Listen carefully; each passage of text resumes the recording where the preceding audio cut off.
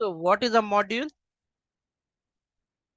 Module is a combinations of classes,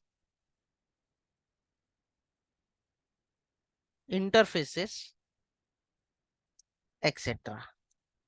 इसके अंदर जितने भी क्लासेस इंटरफेसेस होंगे ये सारे हमारे मॉड्यूल होंगे। जैसे कि आप लोगों ने टाइपस्क्रिप्ट में एक सिंगल फाइल को मॉड्यूल कहा है और उसे एक्सपोर्ट किया है। यहाँ पे मॉड्यूल में क्लासेस आते हैं, इंटरफेसेस आते हैं, और और भी जैसे कि एचटीएमएल फाइल आएगी, सीएसएस आएंगे, कंपोनेंट आएंगे। तो ये जो मॉड्यूल है अभी से हम डिस्कस करेंगे। मॉड्यूल कितने टाइप्स के होते हैं? There are two types of module. कितने टाइप के मॉड्यूल है? दो टाइप्स के। ये पहला टाइप्स। है बिल्ट इन मॉड्यूल, और दूसरा जो होगा वो होगा custom module. Built in type मतलब कि एंगुलर में ऑलरेडी पहले से मौजूद है और वो हम इस्तेमाल कर रहे हैं। For example forms module. क्या आप लोगों ने ये देखा है फॉर्म्स मॉड्यूल कभी इस्तेमाल किया है? Yes sir. Yes sir. Routing module ये इंटरनली अवेलेबल है। इस तरीके के अलग अलग मॉड्यूल होंगे जो ऑलरेडी अवेलेबल है, इन्हें हम लोग बिल्ट इन मॉड्यूल कहेंगे। Interviewer can ask you how many modules you aware about built in, so you have to tell them these many are modules, and various module you are going to learn step by step, like as a material module। And ये सारे module हम कौन से file में import करते हैं? Always कौन सी file है? app.module.ts। Because this is the default one.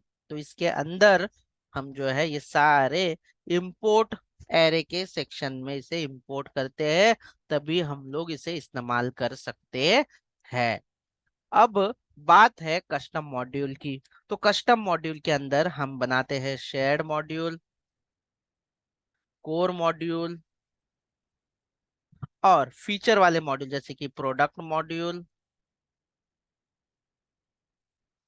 और कार्ट मॉड्यूल। इस तरीके से ये सारे जो है ये फीचर वाले, जो कि कुछ फंक्शनैलिटी आपको डिजाइन या डेवलप करनी होती है, ये सारे मॉड्यूल अलग अलग मॉड्यूलर फैशन में हम लोग बनाएंगे। तो क्या आप लोगों को ये दोनों डिफरेंस पता चल गया है कि जो मॉड्यूल होते हैं built in module by default available होते हैं, और कस्टम मॉड्यूल। और आपको ये भी पता होना चाहिए कि एंगुलर का एक कोर मॉड्यूल भी है जो आप लोग बहुत ज्यादा इस्तेमाल करते हैं। जितनी भी डायरेक्टिव है, जो भी कुछ है, वो सारा जो है वो कोर मॉड्यूल से आपको मिल जाता है। तो यहाँ पे भी ये ध्यान दे देना आप। तो ये था मॉड्यूल के बारे में। अब हम मॉड्यूल बनाएंगे एक एक करके। मैं वीएस कोड में चला आता हूँ, और सबसे पहले मैं मैन्युअली ही मॉड्यूल बनाने वाला हूँ, ना कि जनरेटेड। जनरेटेड बाद में देखेंगे।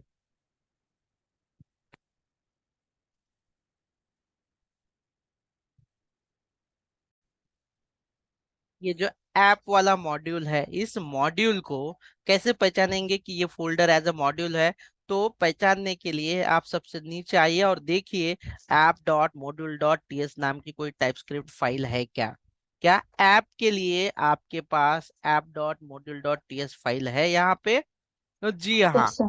तो ये मॉड्यूल की मतलब वो स्पेसिफिक मॉड्यूल की पूरी कंट्रोलर फाइल है ये।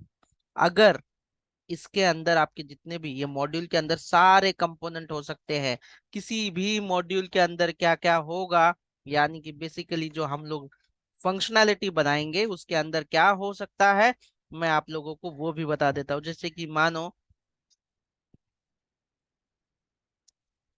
प्रोडक्ट मॉड्यूल के अंदर क्या क्या हो सकता है।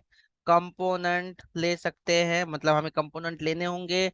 डायरेक्टिव हम लोग बनाएंगे, पाइप्स हम बनाएंगे, ऐसे इतने सारे फोल्डर होंगे। सारे पाइप्स के अंदर पाइप, और इसके अंदर और भी होंगी सर्विसेज। ये चार चीजें। मतलब मॉड्यूल के अंदर ये सारी चीजें जो होगी ये अवेलेबल होगी, component, directive, pipes and services. तो ये डिफॉल्ट है। अब इसके जैसा ही ये, और इसे क्या कहते हैं, ऐप वाला जो, इसे क्या कहते हैं हम लोग, रूट मॉड्यूल। ये कौन सा मॉड्यूल है आपका, ऐप जो है, इसे हम लोग क्या कहते हैं, रूट, क्योंकि ये बाय डिफॉल्ट जनरेटेड है और सारे एप्लीकेशंस को हैंडल करता है, इसीलिए ऐप मॉड्यूल को हम रूट मॉड्यूल कहते हैं। अब हम कस्टम मॉड्यूल बनाएंगे। मॉड्यूल अगर आपको बनाना है तो ऐप के अंदर ही आइए, आप कोई भी फोल्डर का नाम बना सकते हैं इस तरीके से।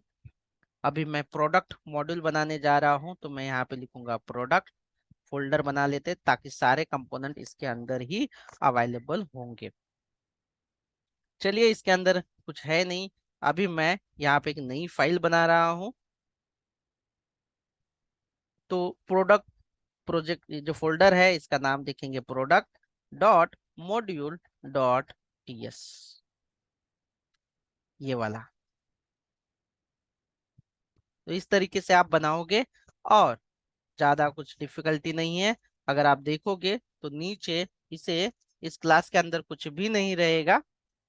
जस्ट जैसे कि ये मॉड्यूल है, रेफरेंस के लिए आप अगर देखोगे, जस्ट आपको लिखना है एक्सपोर्ट क्लास, और आपका जो भी मॉड्यूल है ऐसे एक्सपोर्ट क्लास, और आपका जो नाम है प्रोडक्ट मॉड्यूल, इस तरीके से। That's it. अभी इसके ऊपर हम, जो कि क्या क्या हमें इस्तेमाल करना है इस मॉड्यूल के अंदर, देखिए क्या क्या इस्तेमाल करना है हमें। एनजी, एनजी इसे मॉड्यूल। मार्क करना है आपको, इस क्लास को अगर मार्क करना है एज अ मॉड्यूल, तो हमें एक डायरेक्टिव का इस्तेमाल करना पड़ेगा। उस डायरेक्टिव का नाम जो है ये है @ng मॉड्यूल, ऐसे ये डायरेक्टिव है। और डायरेक्टिव के अंदर आपको पता है कि आपको लेना है ऑब्जेक्ट। तो इसके अंदर अभी आपको इंपोर्ट, एक्सपोर्ट, डिक्लेरेशन, ये सारी चीजें आपको देखनी होगी।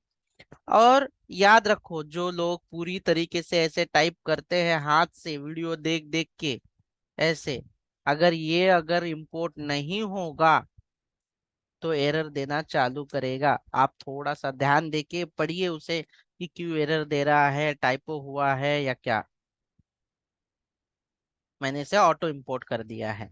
अब इसके अंदर ये जो प्रोडक्ट मॉड्यूल है, ये क्या क्या करेगा, तो इसके अंदर जो हमें लेना है, सबसे पहले आप डिक्लेरेशंस का एरे ले लो, फिर उसके बाद इंपोर्ट्स का, फिर तीसरा प्रोवाइडर्स का। बूटस्ट्रैप हमें लेने की जरूरत नहीं है, क्योंकि हम इसका फ्लो चेंज करने वाले नहीं है। हाँ, इंपोर्ट एंड एक्सपोर्ट्स आपके पास होना जरूरी है।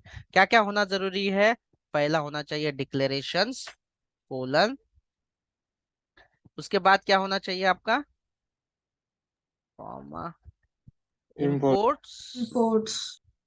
और एरे, एक्स, प्रोवाइडर।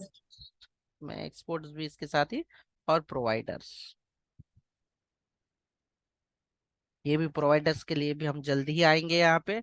तो ये जो चीजें, आप जितने भी कंपोनेंट बनाओगे, उसकी एंट्री जो है यहाँ पे होना बेहद जरूरी है।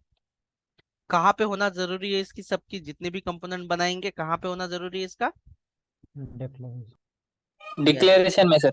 डिक्लेरेशन में होना जरूरी है। और ये जो प्रोडक्ट मॉड्यूल है, ये आपको, जो रूट मॉड्यूल है, रूट मॉड्यूल कौन सा है आपका,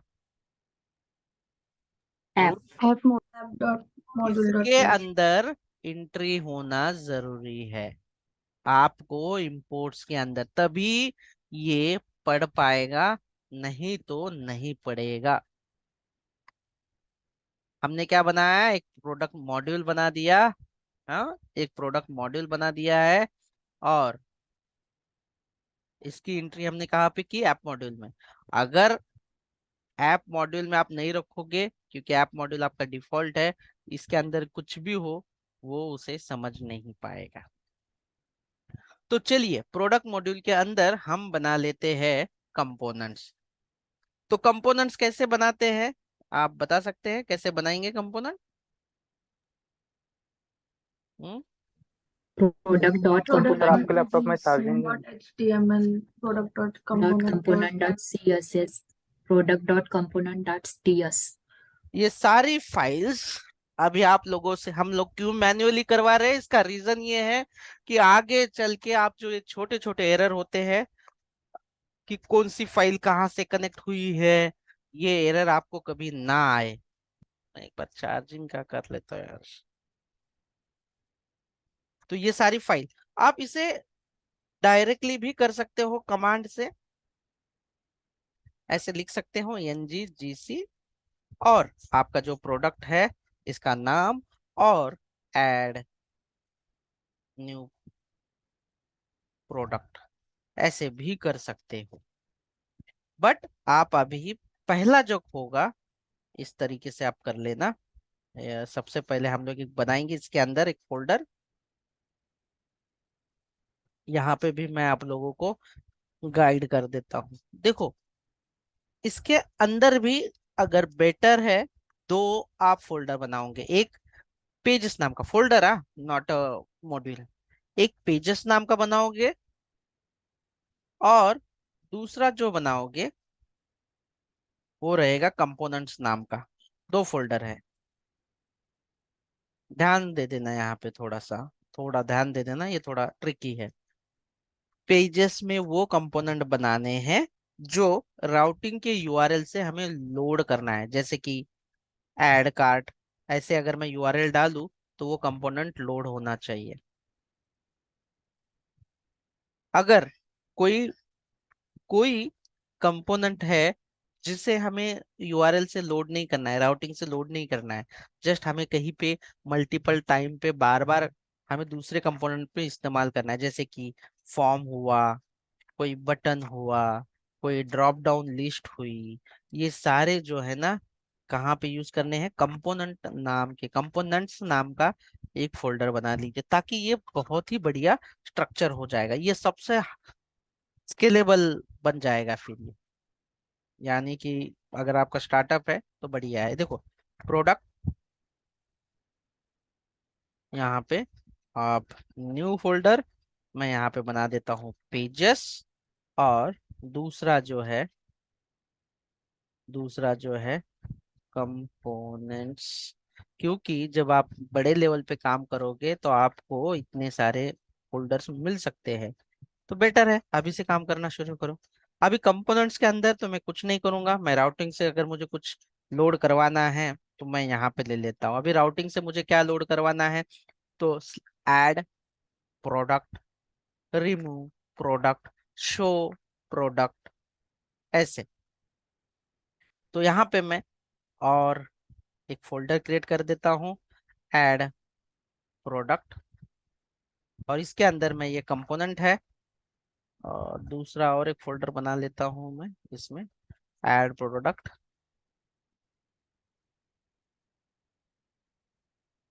show product.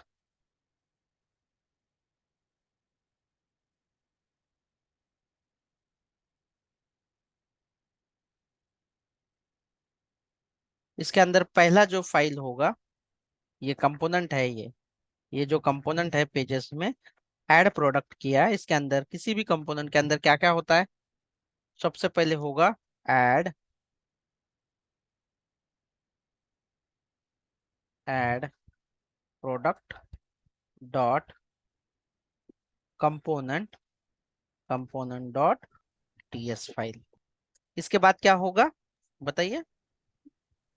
Add product dot HTML file. Dot html। हाँ, add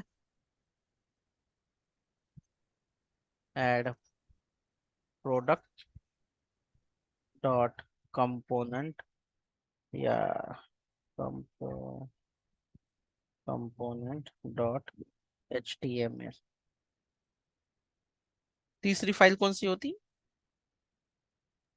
CSS। Add product component dot CSS. अब ये तीनों फाइल की लिंकिंग कैसे करेंगे हम लोग बताइए? ये जो आपका टीएस वाला फाइल है एक्सपोर्ट एक्सपोर्ट क्लास, और क्या नाम है, ऐड प्रोडक्ट। देखो ये वाला जो है, ये आपका कुछ दिखाई नहीं रहा है, ये वाला ऐड प्रोडक्ट। इसका रीजन भी है,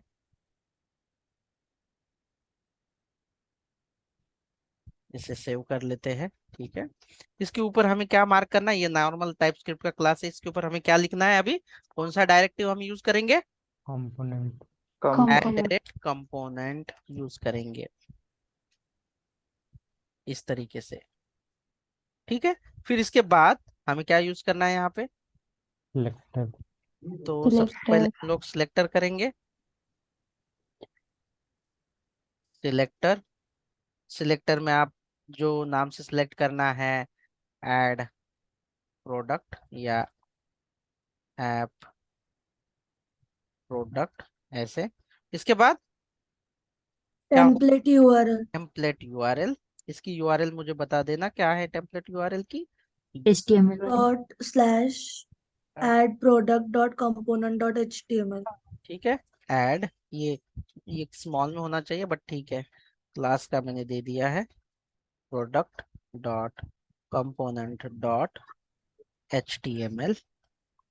ठीक है, फिर उसके बाद तीसरी फाइल कौन सी हमें देनी होती है, Styles Style. URL. Styles URLs. और ये मल्टीपल है इसलिए एरे में, बहुत सारी है इसलिए एरे में देंगे, तो डॉल स्लैश ऐड, क्या नाम है उसका, Add product dot component dot CSS. That's it. तो ये इस तरीके से, लेकिन अभी भी ये कंपोनेंट वर्क नहीं होगा, बिकॉज ऑफ आप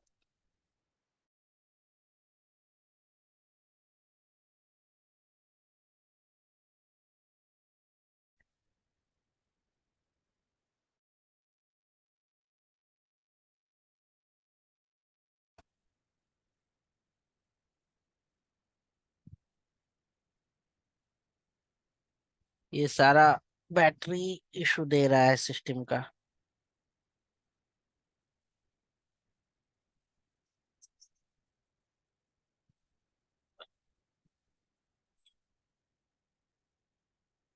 ठीक है,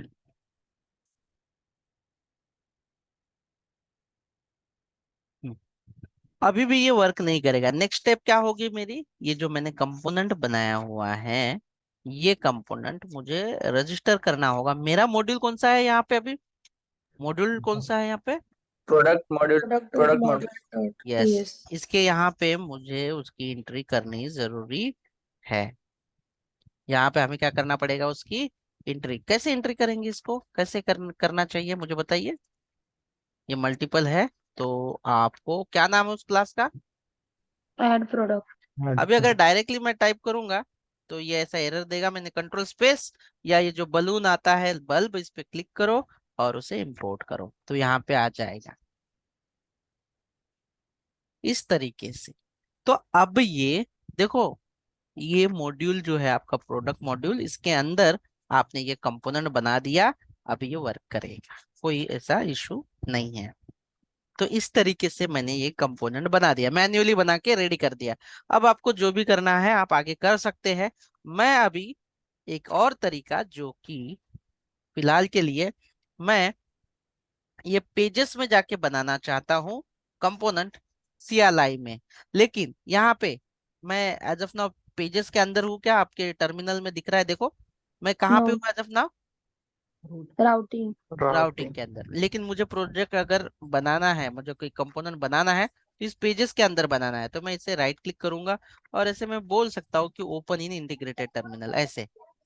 तो यहाँ पे देखो कहाँ तक पहुंच गया हूँ मैं टर्मिनल के अंदर, यहाँ पे। Pages पे। पेजेस। आप अगर अभी आप NG GC और आपके कंपोनेंट का नाम देना चाहते हो, जैसे कि डिलीट या list of component, list component,